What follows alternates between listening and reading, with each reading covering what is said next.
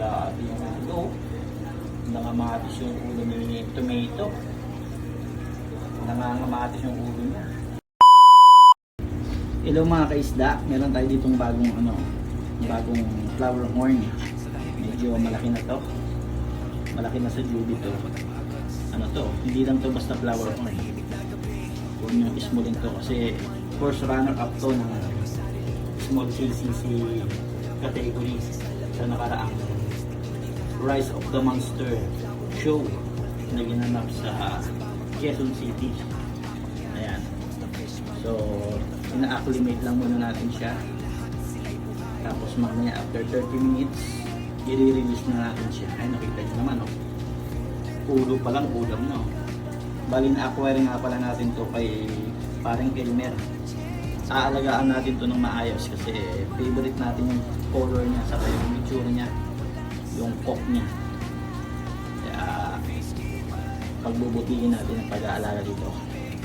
Okay, release na natin si Tomato. Palalayain na natin si Tomato sa kanyang pagkaka-plastic.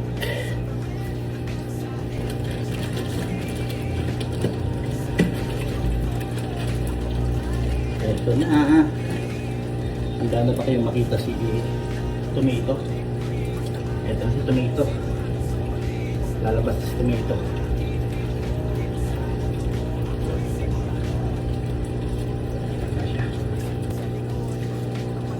Uy, ayun.